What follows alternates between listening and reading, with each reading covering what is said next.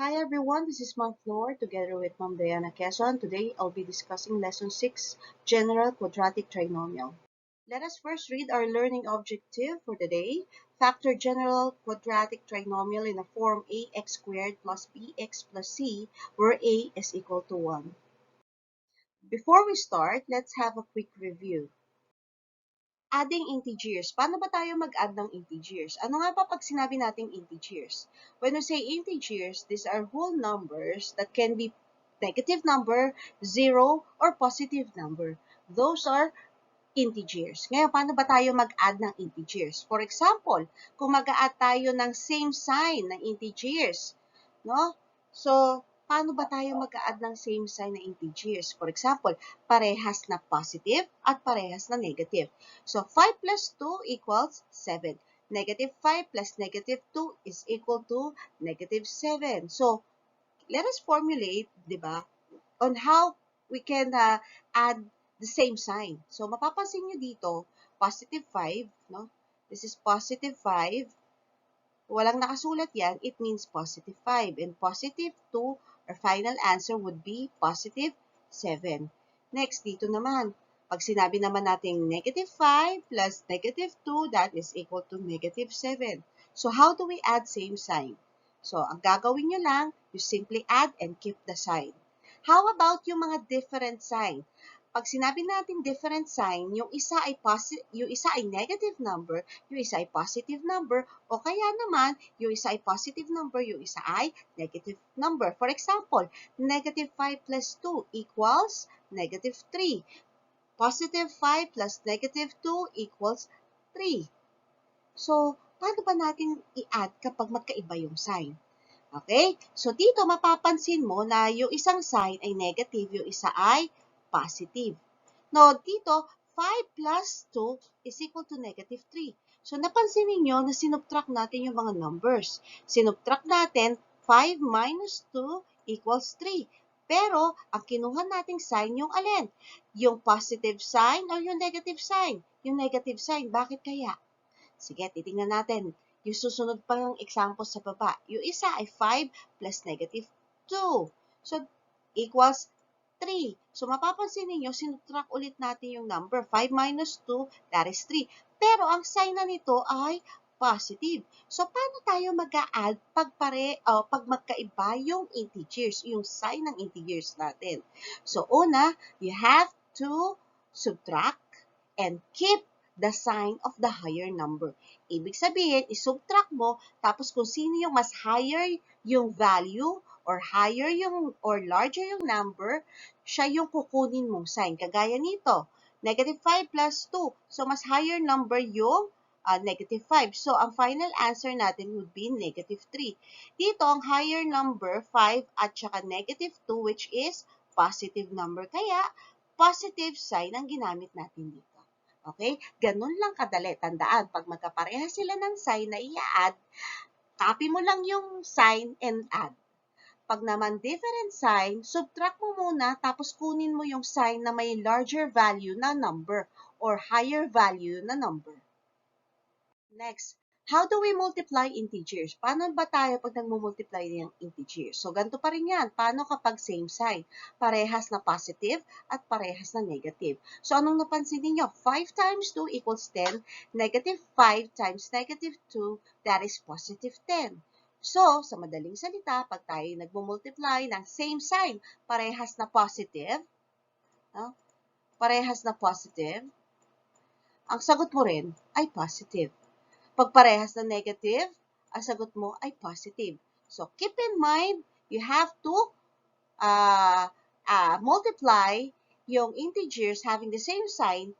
Kailangan yung sign niya, yung pinaka-product niya is positive. While, pag different sign naman, for example, 5 times negative 2 is equal to negative 10. Negative 5 times positive 2 equals negative 10. So, dito naman, different sign siya. Ito ay may positive. Meron tayo dito, negative. Dito naman ay negative. Ito ay positive. Mapapansin ninyo, 10 ang product. The only difference is that may negative sign. So, that means, kapag tayo magmo-multiply ng numbers, no, yung isa positive, yung isa negative, basta tandaan, isang positive, isang negative, automatic ang sagot natin ay negative number yung product. So, reviewin lang natin. Pag tayo nagmo-multiply ng positive times positive, that is positive also. Pag negative times negative, positive. Pag positive, negative equals negative. Negative times positive equals negative. So, yun lang ang lagi niyong tandaan. Pag same sign, ito ay positive. Pag magkaiba ng sign, negative. I want you to find two numbers. Okay, let us name the first number as variable x dahil hindi nga natin alam kung ano tong mga numbers na to. While the second number is variable y. Ngayon, my question is, what are the numbers, no? Ano kaya yung numbers na to na kapag pinag-add ko silang dalawa, ang sagot or ang sum ay 5. Kapag naman sila ay pinag-multiply ko, ang product ay 6. So, ano kaya tong numbers na to? Pag pinag-add ko, 5. Tapos pag pinag-multiply ko ay 6. What are the numbers?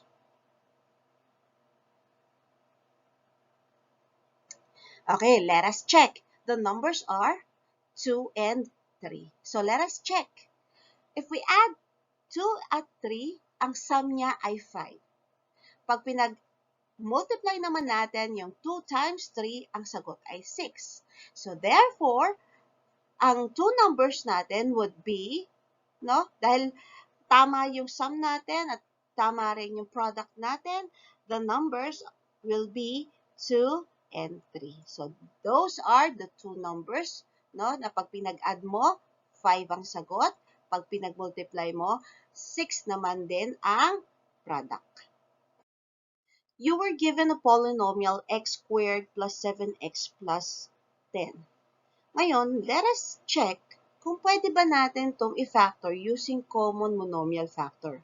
Again, pag sinabi natin common monomial factor, hahanap ka ng GCF ng numerical coefficient o yung sa number natin. Tapos, hahanap ka ng GCF naman para sa variable. Okay, tingnan natin tong given na to. Doon muna tayo sa numerical coefficient.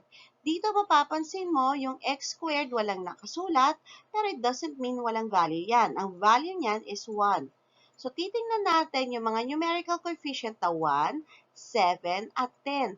Ano bang number or ano ba yung GCF ng 1, 7, at 10?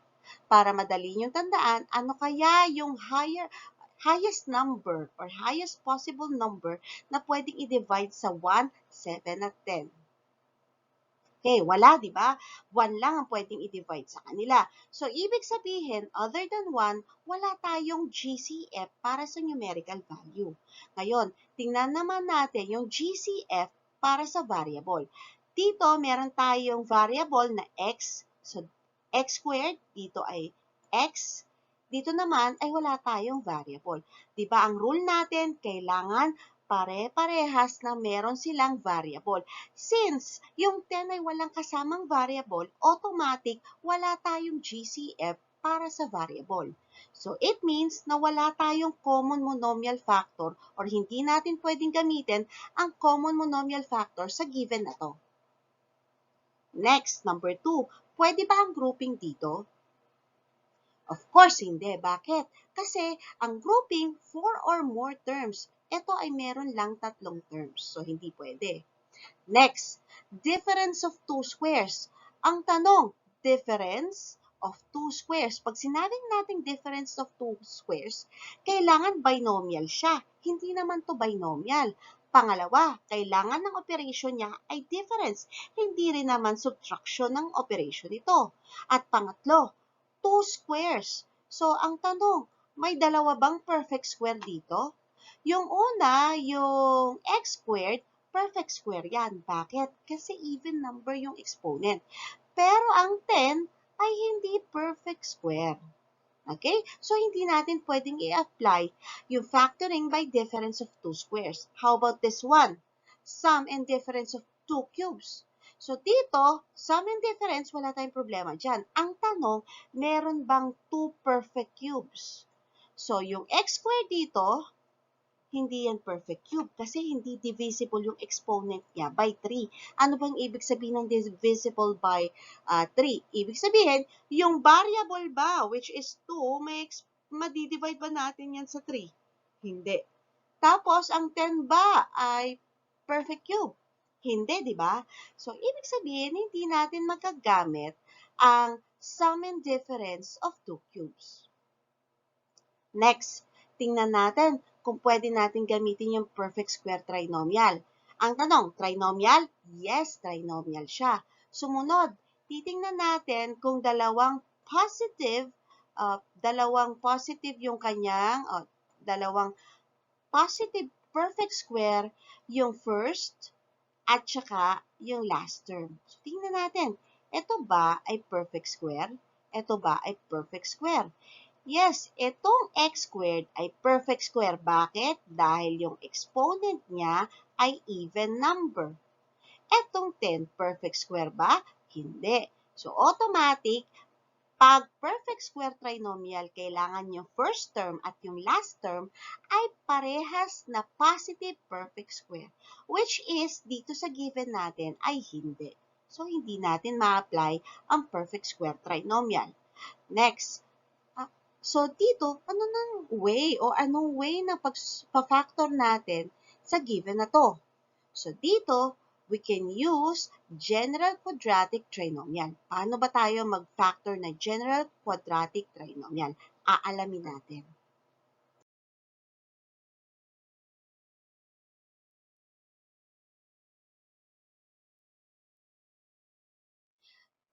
Let us define what is general quadratic trinomial. So, dun pa lang sa pangalan, malalaman mo na kagad na trinomial. So, pag sinabi nating trinomial, ibig sabihin, tatlo yung terms niya. So, pag nakakita kayong general quadratic trinomial, ganito ang magiging format niya. Ax squared plus bx plus c. So, bakit ito tinawag na general? Pag sinabing general, kasi the terms are arranged from highest exponent to lowest exponent, left to right. So, dito lang makikita nyo decreasing order from highest, no? From highest exponent down to lowest exponent, down to constant. Ito ay x squared. Ito ay x. Walang nakasulat, it means x raised to 1. Ito, walang nakasulat na variable. Actually, meron yan. Ang variable niyan ay x raised to 0. Tandaan, kapag ang variable mo ay x raised to 0, ang automatic ang sagot niyan is 1. So, naka-decreasing order ito. So, from highest to lowest exponent, left to right. So, dito makikita nyo, no, meron tayong A, meron tayong B, meron tayong C. So, i-define natin bawat isa. So, dito, mapapansin mo, no, yung x dito, yung variable natin, at yung a, b, c are non-zero constant. Hindi siya pwedeng maging zero. So, isa-isahin natin. So, dito yung a, ang tawag dito ay leading coefficient. Bakit? Pag sinabing leading coefficient, siya yung number na kasama nung yung may variable na may highest exponent. Tama? Kasi yung variable niya, ang exponent niya is 2. So, siya yung highest exponent o siya yung variable na may highest exponent, ang tawag doon sa number na kasama niya ay leading coefficient. Dito naman, yung B, coefficient ng X. Yung C naman dito ay constant. Okay, next. Pag sinabi natin quadratic, ang highest exponent niya is 2. Tama ba? Ang exponent niya ay 2? Yes. So, kaya siya tinawag na general quadratic trinomial. No? So, tandaan, pag sinabi natin general quadratic trinomial, ang format niya ay ax squared plus bx plus c. So, tandaan natin na yung a dito, ang tawag dito ay leading coefficient. Again, pag sinabing leading coefficient, ito yung number na kasama ng may variable na may highest exponent. Leading coefficient.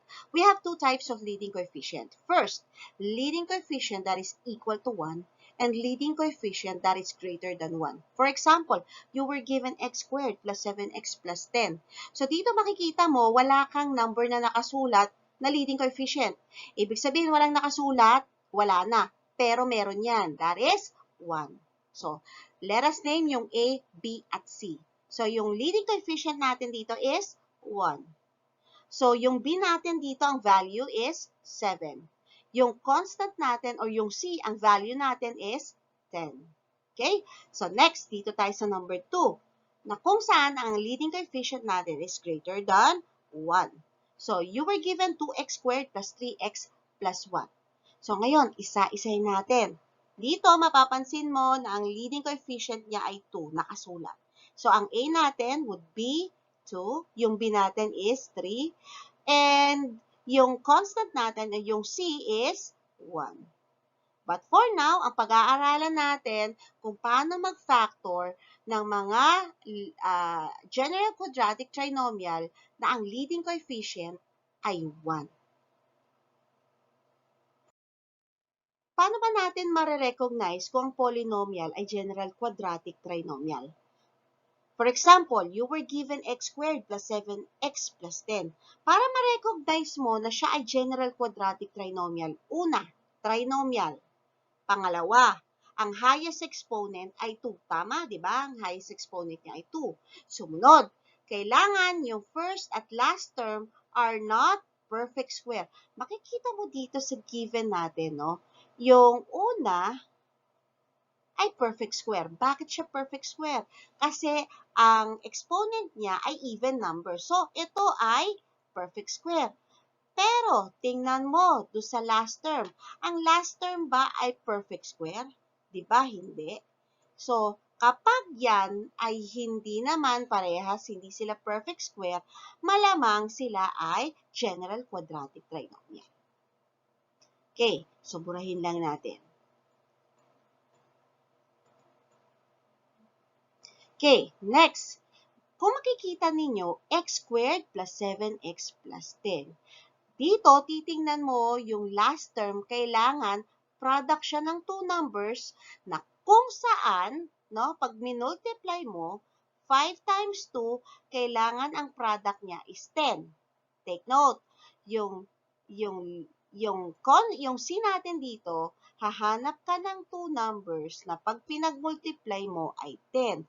Pagkatapos, yung middle term naman na to, yung number na nakuha mo, pag pinag-add mo, ang sum naman ay 7. Naintindihan? Ulitin ko. Tandaan, dito, pag 10, no, hahanap ka ng dalawang numbers na pag pinag-multiply mo, ang product ay 10. Pagkatapos, pag pinag-add mo silang dalawa, ang sum ay 7. So, diyan pa lang makikita mo na ito ay pwede nating i-factor by general quadratic trinomial. Let me first give you an overview on how to factor general quadratic trinomial wherein a is equal to 1. For example, if you were given x squared plus 7x plus 10, ang laging yung titingnan dito yung mga sign sa last term at sa middle term. Tingnan nyo muna yung sign sa last term. So, positive. Para makakuha ka ng positive na sign, no? Kapag ikaw ay nagmo-multiply ng dalawang number, ano pa yung mga sign? So, dalawa lang to. Pag nag-multiply ka ng positive times positive, ang sagot positive. Pag nag-multiply ka ng negative times negative, ang sagot ay positive. So, which of the two ang pwede mong gamitin? Dalawang positive o dalawang negative? Para malaman mo, titingin ka ngayon sa middle term. Ang sign sa middle term ay positive. So, ibig sabihin, ang binomial factor natin ay parehas na positive. Okay? So, ngayon, yan na yung mga sign na gagamitin natin. I-factor na natin yung first term. Yung first term natin dito ay x squared. To factor x squared, you simply have to write what? X times x. Diba? To get x squared. Tama? Okay, next. Titingnan mo naman yung third term. Yung third term natin ay positive 10. Isip ka ng dalawang number na positive, dalawang positive number na pag pinag-multiply mo, ang sagot ay positive 10. Okay. Tapos, pag pinag-add mo naman sila, ang sagot naman ay positive 7. So, what are the numbers? So, the numbers are 5 and 2. So, pag pinag-multiply mo yung 5, positive 5 at positive 2, ang sagot ay positive 10. Pag pinag-add mo itong dalawa, ang sagot ay positive 7. So, yan ay yung factored form ng x squared plus 7x plus 10. Next, if you were given naman x squared minus 7x plus 10. So, tingnan natin. Nakikita mo, ang sign sa last term ay positive. Again, tingnan mo, dalawang positive ba, dalawang negative? Tingnan mo ngayon ang middle term. Ang middle term natin ay negative. Ibig sabihin, yung dalawang binomial factor natin is dalawang negative. Ngayon, i-factor natin yung first term. Yung first term natin dito ay x squared. Ang factored form nito is x times x. Now, let us find two numbers doon sa last term. Di ba ang last term natin ay 10, positive 10. Think of a number, no? Pag pinag-multiply mo, ang sagot ay positive 10. Makikita nyo, yung mga sign na ginamit natin dito ay dalawang negative. Bakit? Kasi pag nag-multiply ka ng dalawang negative, ang sagot ay positive ang product. So, titingnan mo, ano kaya yung mga number na to? So, those are numbers 5 and 2. So, negative 5 times negative 2, ang sagot is positive 10. Correct? Next, negative 5 plus negative 2 equals negative 7. Tandaan, pag tayo nag-a-add ng mga like terms, dahil dalawang negative ito, i-add mo lang tapos i-copy mo yung sign. Okay? Next, dito naman tayo. We have here x squared plus 3x minus 10. Ngayon, dito naman, ang gagawin ulit natin, tingnan yung sign sa last term. Dito, ang sagot natin is negative 10. Pag tayo ay nagmumultiply ng dalawang number para makakuha tayo na ang sagot natin, pag nagmultiply tayo ay negative, ano dapat yung mga sign ng mga numbers natin? For example, negative times positive. Ang sagot nun ay negative 10. Diba? Or negative times positive, negative pa rin ang sagot. That means yung dalawang binomial, binomial factor natin, isang positive at isang negative sign. Next, ngayon, titingnan mo yung middle term. So, anong significance, anong importansya ng middle term? Bakit? Kasi ang middle term natin, positive. Ibig sabihin, sa positive side, doon natin ilalagay yung L. Yung L dito, yung larger value. Yung larger number, dito natin lalagay sa positive side. No? Okay, ngayon, i-factor natin yung first term. So, yung first term natin, x squared, again, yung factored form yan ay x times x. Ngayon, yung last term natin is negative 10. So, isip ka ng number na dalawang number na pag pinag-multiply mo ay negative 10, no? Tapos, pag pinag-add mo ay positive 3. So, what are those number? We have positive 5 and negative 2. I-multiply natin. So, positive 5 times negative 2, that would give us negative 10. That is correct. Ngayon, ipag-add natin. Positive 5 plus negative 2. Ano bang ginagawa natin pag tayo ay nag-a-add ng dalawang magkaibang sign? Okay? Ang gagawin lang natin, subtract and copy the larger sign. So, subtract natin. 5 minus 2, that would give us 3. Ang tanong, alin ang mas larger ang sign? Yung positive or yung negative? Diba yung positive? So, positive. So, ibig sabihin, ang mga numbers natin dito ay 5 and negative 2. Malinaw? So, ibig sabihin, yung factored form natin sa x squared plus 3x minus 10 will be quantity x plus 5 times quantity x minus 2. Take note ha, yung larger value nandoon sa positive side. Ngayon, yung last example naman natin, if you were given x squared minus 3x minus 10, tingnan mo ulit yung sign sa last term. Yung sign sa last term ay negative. That means yung binomial factor natin, isang positive, isang negative. Ngayon, tingnan mo ang middle term, negative. Ibig sabihin, yung larger value nandun sa negative side. Okay? So, factor muna natin yung first term. Yung x squared, that would give us x times x. So, yan yung factor ng first term natin. Ngayon, tingnan natin yung last term natin. Yung last term natin is negative 10. Isip ka ng two numbers na pag minultiply mo ay negative. Tandaan, para ka makakuha ng negative, isang positive times negative ang imumultiply mo. Take note, mas larger ang value na nasa negative side. So, therefore, the numbers are negative 5 and positive 2. Kung makikita ninyo dito, pag minultiply natin negative 5 times negative 2, that would give us negative 10. Now, let us add both numbers. Negative 5 plus negative 2, that would give us negative 3. So, ano bang rule natin pag tayo'y nag-a-add ng unlike sign? Ang gagawin lang natin, subtract, and then 5 minus 2, then copy the larger sign. The larger sign would be negative. So, ang sign natin dito ay negative sign. So, therefore, x squared minus 3x minus 10, the factored form will be quantity x minus 5 times quantity x plus 2. So, that would be yung factored form. So, ito yung mga technique natin para tayo makapag-factor ng general quadratic trinomial. I-sum up lang natin yung mga sign rules na ginagamit. Laging titingnan nyo lang yung sign doon sa last term.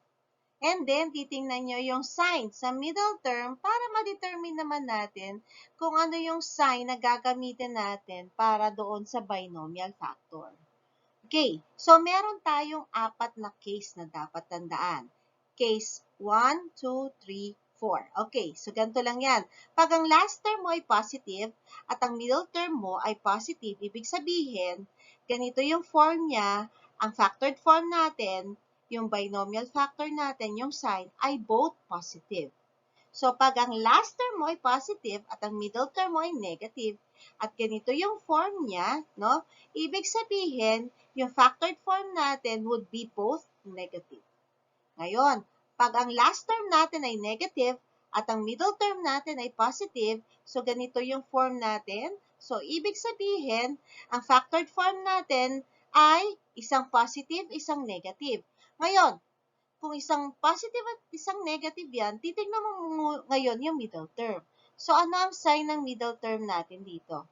Ang sign ng middle term natin dito ay positive. Ibig sabihin, nasa positive sign or dun sa positive side, nandun yung larger value ng number. Okay? Next, sa case 4, kapag ang last term, okay, yung sign sa last term is negative, ang sign sa middle term ay negative, ganito yung form niya, ax squared minus bx minus c. Ibig sabihin, ang factored form natin, isang positive, isang negative din. Also, kaso, the difference is that, titingnan mo ngayon yung middle term. Dahil ang middle term natin ay negative, ibig sabihin, nahandon sa side ng negative side, nandun yung larger value or higher numerical value natin. Example 1, you were given x squared plus 7x plus 12. Dito, kada tayo magpa-factor ng polynomial, laging i-consider nyo kung pwede ba nating i-factor ito using common monomial factor. So, pag sinabi natin common monomial factor, kailangan may greatest common factor para sa numerical value at greatest common factor naman o kaya baka may greatest common factor naman para sa variable. So, isa-isahin natin kung pwede siyang i-factor using common monomial. Dito, ang x squared, ang leading coefficient nito ay 1. So, ano yung GCF ng 1, 7, at 12? Ano bang greatest common factor ng 1, 7, at 12? Para hindi kayo malito, lagi nyo lang titingnan na, lagi nyo lang iisipin na ano ba yung highest possible number na pwedeng kong i-divide sa 1, 7, at 12. So, ang naisip ko lang, 1. So, ibig sabihin, 1 lang yung highest possible na pwedeng i-divide. Pero pag 1, hindi na natin sinusulat yung GCF, no? Dahil 1 lang naman. So, wala siyang GCF para sa numerical value other than 1. Okay, dahil wala nga, titingnan naman natin sa variable kung meron siyang common sa variable. So, sa unang term, meron tayong x squared, may variable x. Sa pangalawang term, meron tayong x, no? Meron tayong variable x. Sa last term, wala tayong variable. So, it means na wala tayong GCF sa numerical, wala rin tayong GCF para sa variable. So, hindi natin ma-apply yung factoring by common monomial. Next, kailangan i-verify natin kung general quadratic trinomial siya. Bakit? Kasi just like any factoring technique, kailangan you must learn or you learn how to recognize yung mga given na polynomial para alam nyo kung anong factoring technique ang gagamitin natin. So dito, verify nga natin kung general quadratic siya. Una, trinomial. Yes. Pangalawa, ang highest exponent by 2. Of course, yes. Exponent niya is 2. Next, yung first at last term are not perfect square. Yun daw yung dapat nating tandaan. Kailangan daw yung first term at last term ay hindi. Take note, hindi. Not. So, not perfect square. So, makikita nyo dito, yung unang term natin dito ay x squared. Perfect square to. Bakit? Kasi even number ang exponent. Ito bang 12 perfect square? Hindi. So, ano sabi natin? Kailangan hindi perfect square. Dahil hindi siya perfect square, malamang siya ay general quadratic trinomial. So, dahil siya ay general quadratic trinomial, ano ba yung unang gagawin natin? No? Una, i-determine natin yung sign na gagamitin. So, paano ba natin malalaman kung ano ang sign na gagamitin? Una, tingnan mo yung third term. Ano ba yung sign ng third term? Ang sign ng third term ay positive. Ngayon, ano ba ang gagamitin ko para makakuha ko ng positive na number? Di ba pag nag-multiply tayo ng parehas na positive, ang sagot positive. Pag parehas na negative, pag minultiply mo, negative din positive din ang sagot. So, ang tanong, alin ba? Dalawa bang positive or dalawang negative? Ngayon, titingnan mo yung middle term. Kung ang middle term ay positive, ibig sabihin dalawang positive sign ang gagamitin mo na binomial. Okay? So, next. Dahil dalawang positive siya na gagamitin natin, no? Next, i-check natin yung first term. Ano ba yung first term natin? Ang first term natin dito ay x squared. Tama? So, x squared natin yung first term. Titingnan natin, para ba tayo makakuha ng x squared, ano bang imumultiply natin? Diba, pag na-multiply tayo ng x times x, ang sagot ay x squared. So, anong factor ng x squared?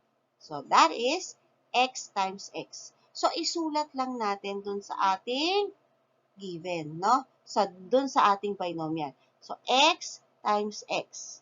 So, ang sagot natin, x times x, ang sagot ay x squared. Oh, na-factor na natin yung first term. I-factor naman natin yung mga ibang terms. Okay, so para naman sa step number 5, factor the last term whose product is C and whose sum is middle term B. Kung matatandaan ninyo, yung C natin dito, yun yung 12 natin. Tapos yung B naman natin dito, yun yung 7. So isip ka ng two numbers na pag pinag-multiply mo, ang product ay 12. Tapos, iisip ka rin na kailangan na yung product na yon na pag pinag-add mo rin yung dalawang number na yon, ang sum ay 7. So, para madali nating tandaan, gagawa tayo ng table. So, take note ha, ipapaalala ko lang sa inyo. Dahil dito sa ating sign, madidetermine nyo na kung ano yung sign ng mga dalawang numbers natin. So, ibig sabihin, yung sign ng dalawang numbers natin ay parehas na positive. So, wala tayong problema doon.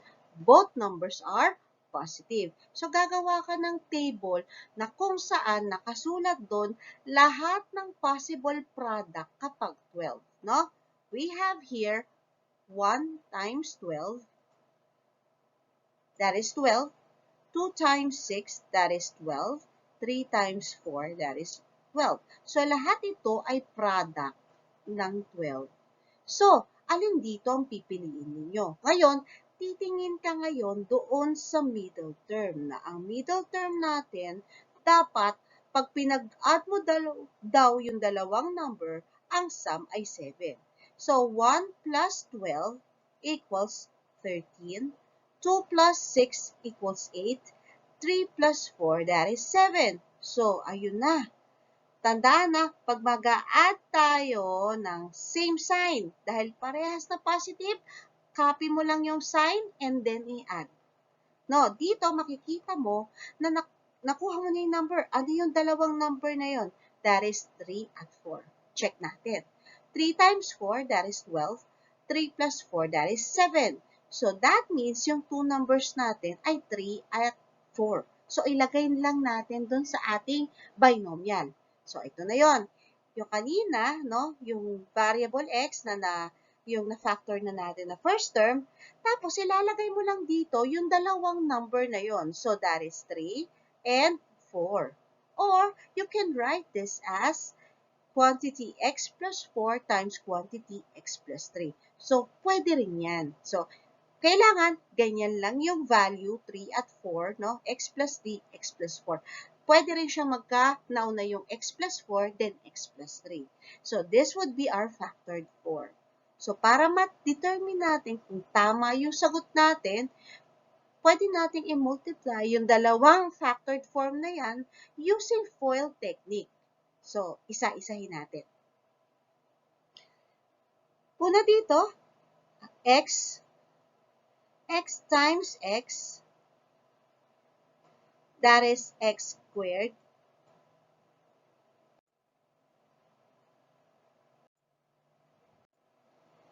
And then, yung x times 4, that is 4x. 3 times x, that is 3x. And then, 3 times 4, that would give us 12. Ngayon, mapapansin nyo yung 4x at 3x ay like terms. Dahil parehas sila ng variable at parehas din ng exponent, which is 1, pwede nating i-add. So, our answer would be x squared plus 7x plus 12. So, that means yung given natin sa taas, no? Tama, x squared. X squared plus 7x plus 12. So, ang answer natin dito sa number 1 is quantity x plus 3 times quantity x plus 4. That would be our factored form. Here's muna ako. Example 2, you were given y squared minus 8y plus 12. So, bago tayo mag-start ng any factoring technique, titingnan muna natin kung pwede ba natin i-factor using common monomial factoring. No? So, dito, yung y squared, ang leading coefficient nito ay 1. Okay? So, kunin muna natin yung GCF kung may greatest common factor ba sa numerical value. Sa numerical value, meron tayong 1, 8, at 12. Ano ba ang greatest common factor ng 1, 8, at 12? Ano ba ang highest possible number na pwedeng i-divide sa 1, 8, at 12? So, 1 lang. Other than 1, meron ba? Wala. So, ibig sabihin, hindi na natin susulat kung 1 yung GCF niya. So, none. Wala tayong GCF na gagamitin para sa numerical value. Ngayon, tingnan naman natin yung mga variable. So, dito, ang variable natin ay y squared. Dito ay y. Sa 12 ay wala tayong variable. Wala tayong common na variable para sa lahat. So, ibig sabihin, wala tayong common factor para sa variable. It means na yung common monomial factor ay hindi natin magagamit, no? It cannot be factored using common monomial factoring. Ngayon, i-verify naman natin kung ito ay pwede nating i-factor by general quadratic trinomial. Una, trinomial. Tama. Pangalawa, ang highest exponent ay 2. Tama rin. Sumunod, first at last term are not perfect square.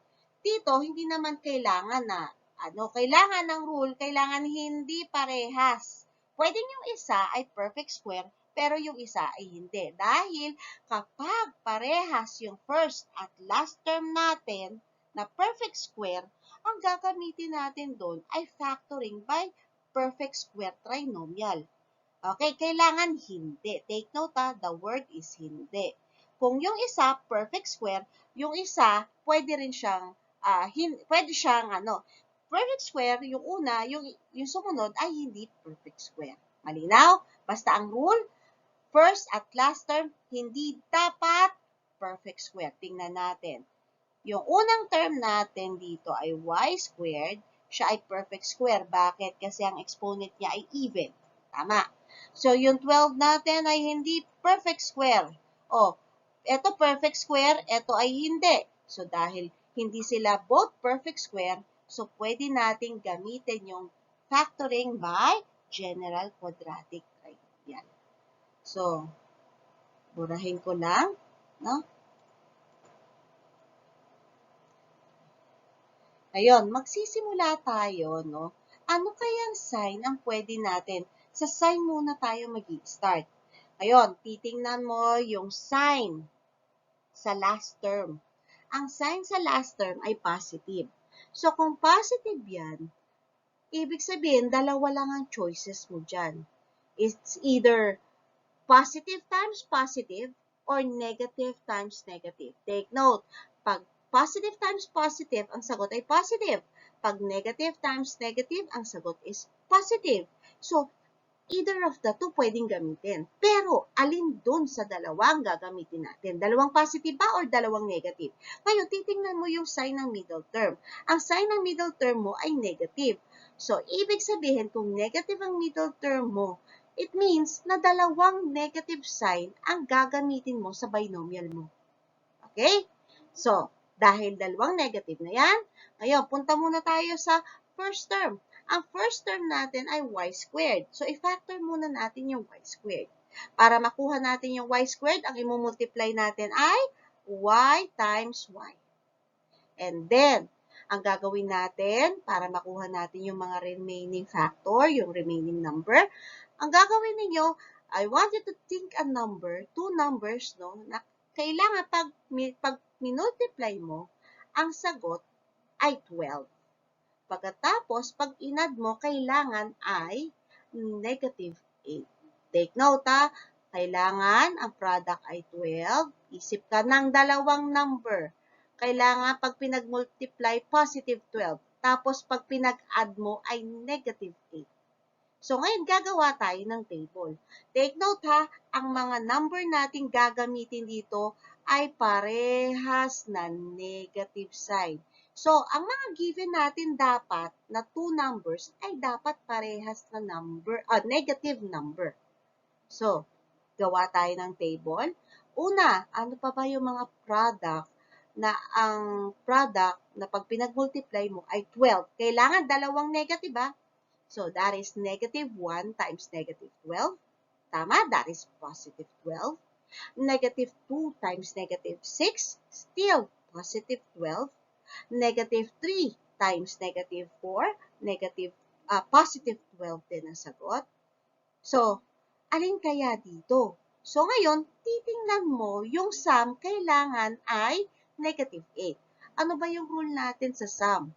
Adding like sign, add and copy the sign. So, dahil magkaparehas silang sign at parehas na negative, ikakopy mo lang yung sign, then add. I-add natin yung negative 1 plus 12. That is negative 13. Negative 2 plus negative 6, negative 8. Negative 3 plus 4, that is negative 7. So, dito pa lang makikita mo na ano kaya pag minultiply ko ay 12, pag inad ko ay 8, negative 8. alin kaya dito ang gagamitin natin?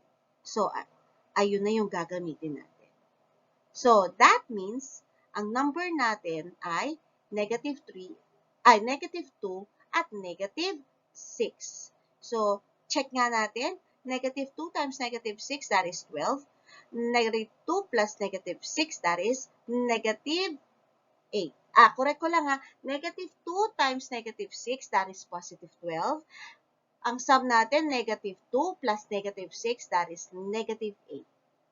So, kukunin na natin yung dalawang number na yan. Ilalagay natin doon, that is negative 2. Tatanggalin lang natin.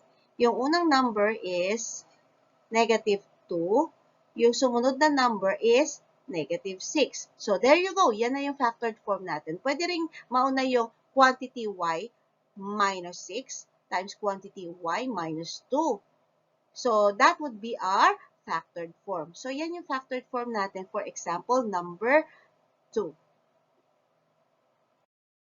Example 3, you were given a squared plus 2a minus a. Titingnan natin kung pwede ba natin i-factor using common monomial factoring. So, dito makikita mo ang numerical coefficient ng a squared ay 1. Ano bang GCF ng 1, 2, at 8? Ano bang highest possible number na pwede natin i-divide sa kanilang dalawa? Other than 1, wala na. So, 1, hindi pwede. Ngayon, tingnan natin sa variable. Ang variable ba ay common sa kanila? Ito ay a. Ito may a din. Dito ay walang variable a. So, why hindi common sa lahat ng term? So, we cannot use yung common monomial factor dito. Okay? So, ngayon, i-verify naman natin kung itong given natin ay pwede natin i-factor by general quadratic trinomial. Check natin, trinomial? Yes. Ito ba, ang highest exponent ba ay 2? Yes. Ang first at last term ba ay hindi perfect square? Okay, kung yung una ay perfect square, no? So, yung una ay perfect square kasi ang exponent niya ay 2. So, perfect square. Dito ay dapat kasi hindi perfect square yung isa, no? So, kung perfect square man yung una, okay lang. Pero hindi po pwede na silang dalawa ay perfect square. Ang 8 ba ay perfect square? Hindi. So, dahil hindi siya perfect square, so, pwede natin gamitin yung factoring by general quadratic trinomial.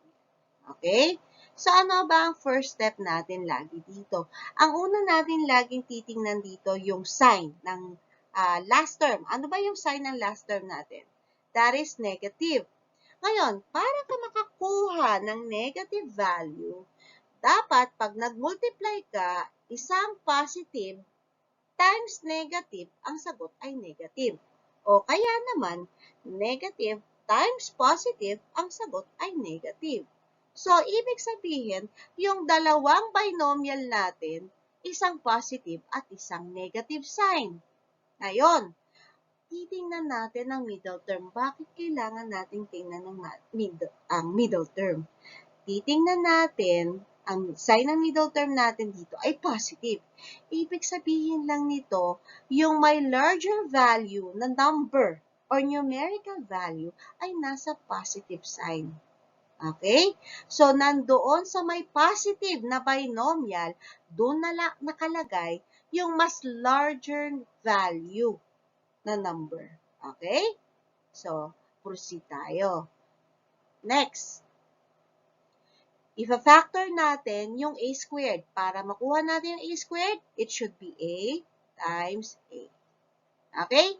Next naman, ang gagawin natin, iisip tayo titingnan natin yung last term. Ang last term, isip ka ng dalawang number na kapag pinag-multiply mo, ang sagot ay negative 8. Tapos, pag pinag-add mo, ang sagot ay 2. So, gagawa tayo ng table, no? So, ito yung table, no, ng product ng negative 8. Take note, negative 8. So, negative 8, paano natin malalaman kung alin doon yung mas larger value? Take note, dito nakasulat sa taas na ang larger value yung positive sign. It means, yung smaller value natin, yun yung mga negative value. Malinaw? So, ibig sabihin dito, no, pag tayo ay nag-multiply ng dalawang number, yung negative number, yun yung mga smaller ang value. No? Okay, so dito, gagawin lang natin, lagay lang natin. So, negative 1 at 8. Mapapansin ninyo, yung negative 1, yun yung smaller value kasi yun yung negative. Yung larger value natin, yung 8. Tama? Okay, ano pa bang ibang factor nito? That is negative 2 times 4. Again, ang smaller value ay negative 2, ang larger value is positive 4. Tinuturo ko tong technique na to para hindi kayo malito lalo. Okay, so dito, pag pinag-multiply natin, they are both have a product of negative 8. No? Ngayon, titingnan na lang natin, alin dito yung pag pinag-add mo, ang sum ay 2. Ano bang rule natin pag tayo'y nag-a-add ng unlike term? Bakit unlike term? Kasi yung isa po ay negative, yung isa ay positive. Dito, negative, ito naman ay positive. Na? So, ano bang rule? Ang rule natin, pag mag-a-add tayo ng unlike sign, subtract, and then copy the sign of the larger value. So, subtract natin. So, 8 minus 1, that is 7. Ngayon, anong sign ang gagamitin natin? Sino ba yung may larger sign? Di ba yung positive? So, that is positive 7. Next, i-add naman natin yung negative 2 plus 4. Okay, isusubtract natin. 4 minus 2, that is 2. Sino ba yung may larger na sign? That is positive. So, ang sagot is positive 2. Alin dito? No? Alin kaya dito ang gagamitin natin? So, ito. Negative 2 times 4 is negative 8. Tapos, pag pinag-add natin, negative 2 plus 4, that is positive 2. So, yan na yung dalawang number na gagamitin natin. So, anong unahin natin? Ano ba yung mas larger value natin? So, ang larger value natin, that is 4. Okay? So, 4. Tapos, ano yung smaller value natin? Negative 2. Dahil may negative sign na sa taas, eto, oh, dahil may negative sign na dito sa taas, no, lalagay mo na lang yung number. Ano yung number na yon? That is 2. So, yan na yung factored form natin. O kaya naman, pwede rin nating isulat yung quantity A minus 2 times quantity A plus 4. So, that would be our factored form for example number 3. Example 4, you were given b squared minus 3b minus 10. So, mag-start tayo lagi kung ito ba ay pwede nating i-factor using common monomial factor. Pag mag-factor tayo ng common monomial, titingnan natin ang numerical coefficient. Sa b squared, ang numerical coefficient natin is 1. Yung sumunod na numerical coefficient that is 3, yung sumunod ay 10. So, hahanap ka ng greatest common factor sa 1, 3, at 10. So, ano ba yung pwede nating, o anong GCF ba ng 1, 3, at 10?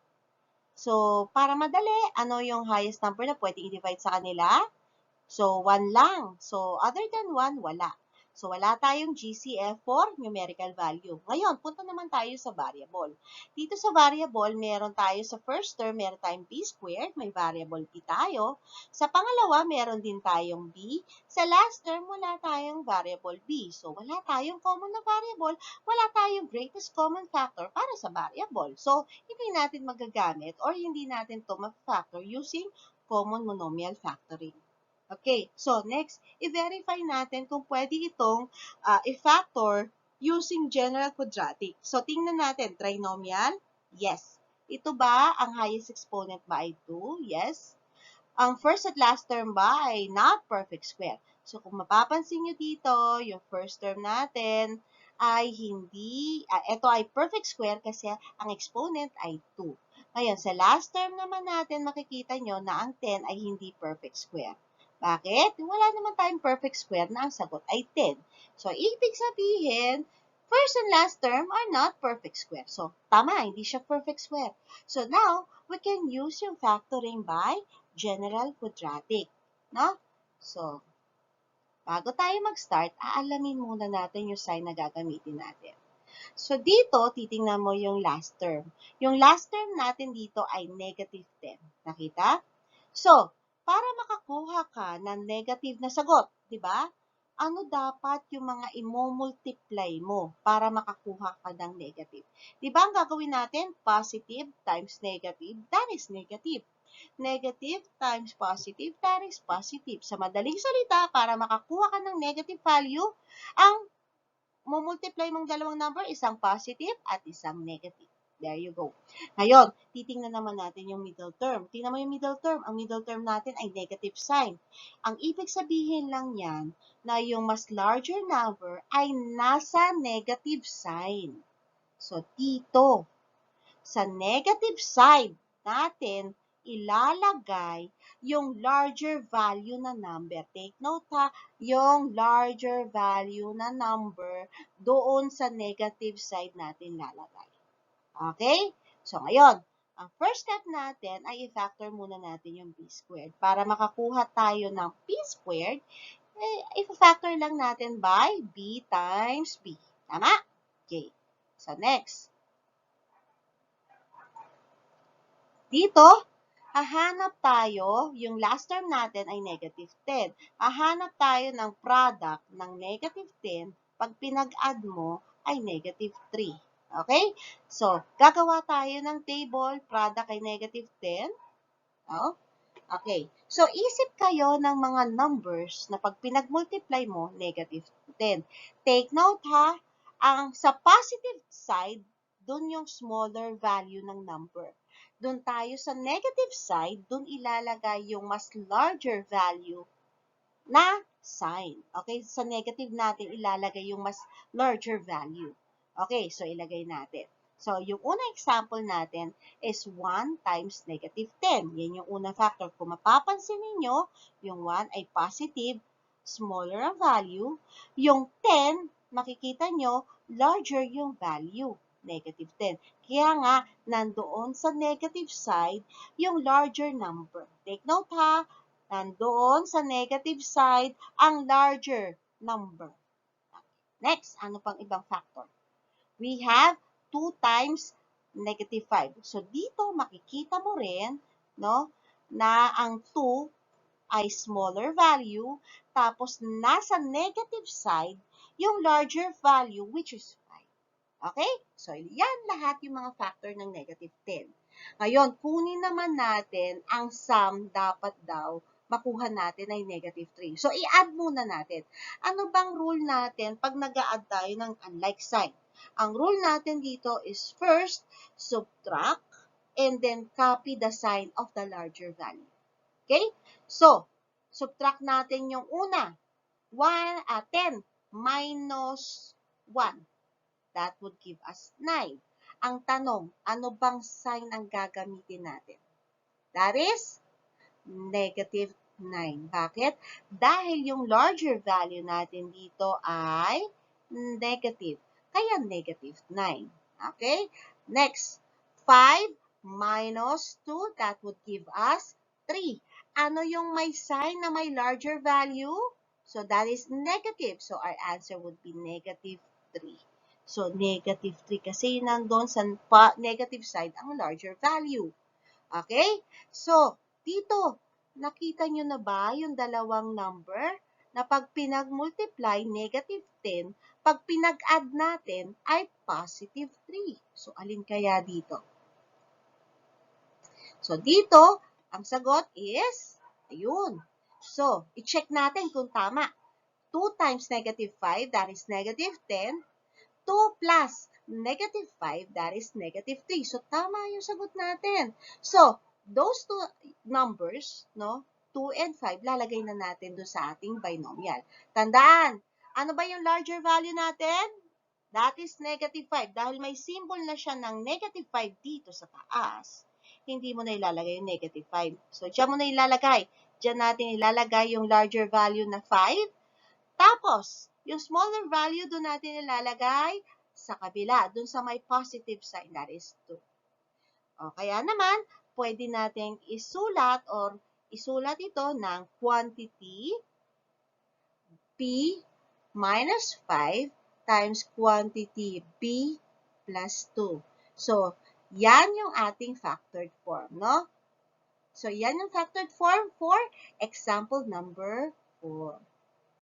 And for your activity number 6, factoring by general trinomial, wherein A is equal to 1, I want you to factor the following trinomial, show your solution, and box your final answer. I want you to answer yung 1 to 4. Take note ha, complete solution, and box your final answer. Good luck.